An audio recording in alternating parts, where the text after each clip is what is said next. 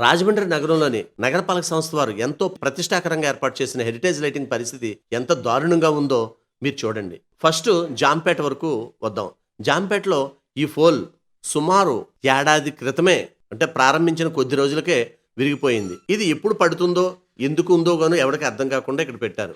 ఇక రెండోది ఏంటంటే అక్కడ నుండి దేవి చౌక్ వచ్చేసరికి ఒక పోల్ కి లైట్లు లేవు, సుమారు 1-2 పోల్స్ కి.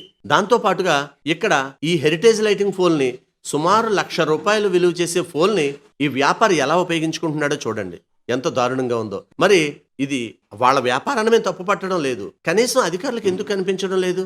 అందం కోసం ఏర్పాటు చేసిన ఈ పోల్ ఇలా వ్యాపార పరంగా ఉపయోగపడుతుంటే అధికారులు నిద్రపోతున్నారా, నిద్ర నటిస్తున్నారా, ఏం చేస్తున్నారు? ఇది వాళ్ళ సొమ్ముతో కొన్నది కాదు కదా, ప్రజల సొమ్ముతో కొన్నది కదా. లేకపోతే ఓ పని చేయండి, ఆ వ్యాపారస్తుడి దగ్గర ఆ పోల్కి సంబంధించిన అమౌంట్ కలెక్ట్ చేసి వాళ్ళకి ఇచ్చేసేయండి.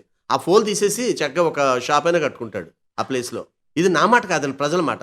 గోకవరం బస్టాండ్ నిత్యం కమిషనర్ గారి దగ్గర నుండి ప్రతి ఒక్క అధికారి అక్కడి నుంచే తిరుగుతారు. పెట్రోల్ బంక్ ఆపోజిట్లో ఈ పోల్ చూడండి, ఏడాది కాలంగా ఇలాగే ఉంది. కొసమెరిపి ఏమిటంటే ఈ హెరిటేజ్ లైటింగ్ సంబంధించి రిపేర్స్ ఉండవనేది తెలిసింది. అంటే ఏదైనా పోతే ఇంక రిపేర్ ఉండదు, మళ్ళీ కొత్తది రీప్లేస్ చేసుకోవడమే. మరి ఏంటిది? ప్రజాధనం ఎందుకు ఇలా దుర్వినియోగపరుస్తున్నారు? ప్రజలు అడగరా?